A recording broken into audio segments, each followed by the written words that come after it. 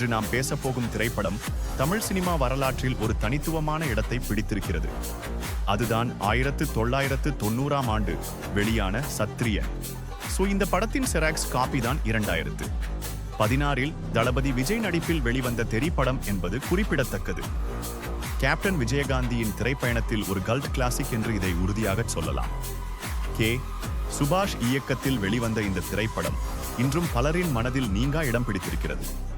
Captain Vijayakanth இந்த படத்தில் ACP பன்னீர்செல்வமாக வாழ்ந்திருப்பார். நேர்மைக்கும் நீதிக்கும் போராடும் ஒரு காவல்துறை அதிகாரியாக அவர் நடித்தது ரசிகர்களிடம் பெரும் வரவேற்பை பெற்றது. ஊழலை வெறுக்கும், அநீதியை தட்டி கேட்கும் ஒரு கதாபாத்திரமாக பன்னீர்செல்வம் வடிவமைக்கப்பட்டிருந்தார்.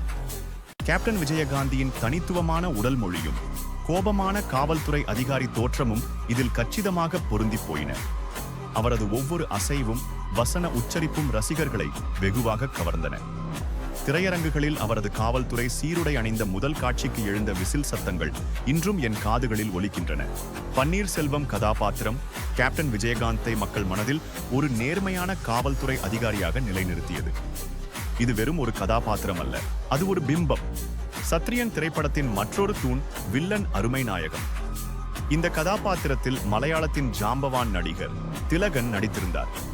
அண்ணாச்சி என்றழைக்கப்படும் அருமை நாயகம் அக்காலத்தின் ரவுடியிசம், அரசியல் மாஃபியா, பணபலம் ஆகியவற்றின் பிரதிநிதியாக இருந்தார். அவரது கதாபாத்திரம் சமூகத்தின் இருண்ட பக்கத்தை அப்பட்டமாக பிரதிபலித்தது. திலகனின் யதார்த்தமான நடிப்பு தமிழ் சினிமாவில் அவரது முதல் வில்லன் அறிமுகத்தை மறக்க முடியாததாக்கியது. அவரது வசன உச்சரிப்பும் திரையில் அவரது பிரசன்னமும் கேப்டன் விஜயகாந்தின் சக்திக்கு இணையாக இருந்தது. தமிழ் சினிமாவின் மிகச் சிறந்த ஹீரோ வில்லன் ஜோடிகளில் ஒன்றாக இன்றும் பன்னீர்செல்வம் அருமை நாயகம் கூட்டணி பேசப்படுகிறது.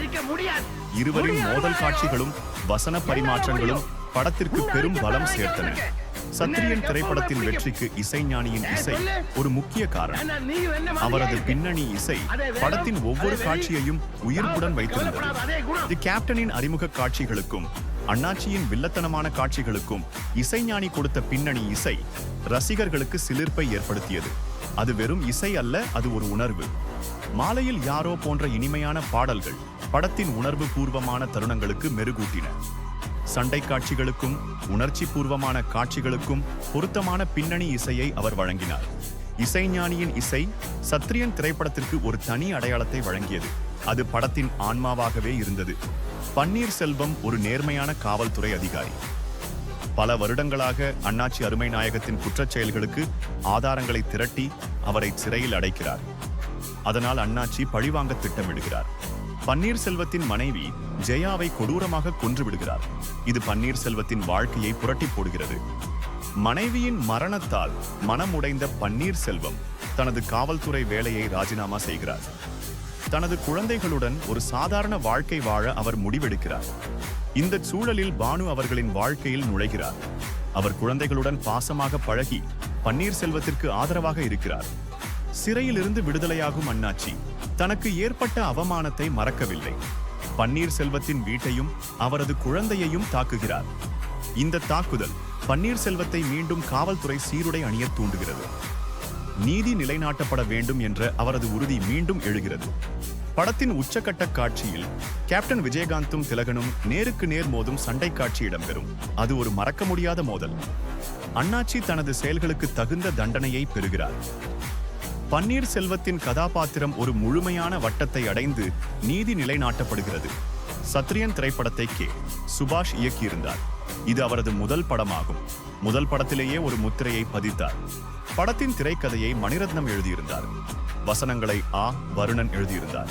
இந்த கூட்டணி படத்தின் வெற்றிக்கு பெரும் பங்காற்றியது. ஆலயம் புரொடக்ஷன்ஸ் தயாரித்த முதல் திரைப்படம் இது. முதல் படத்திலேயே ஒரு பெரிய வெற்றியை பதிவு செய்தனர். சத்ரியன் படம் 1990ஆம் ஆண்டு அக்டோபர் 17 அன்று வெளியானது.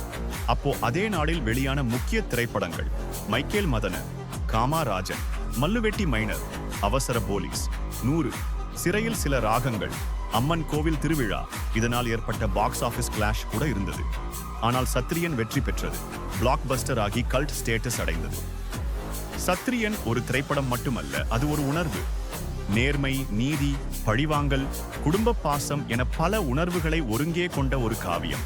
இன்றும் இந்த படம் பேசப்படுவதற்கு அதன் வலுவான கதைக்களமும் கதாபாத்திரங்களும் இசைஞானியின் இசையும் கேப்டன் விஜயகாந்த் மற்றும் திலகனின் நடிப்பும் முக்கிய காரணங்கள். சத்ரியன் தமிழ் சினிமா வரலாற்றில் ஒரு பொன்னெழுத்துக்களால் பொறிக்கப்பட்ட பெயர். இது ஒரு மறக்க முடியாத கேப்டனின் super hit mass movie. Lens view, beyond the spotlights.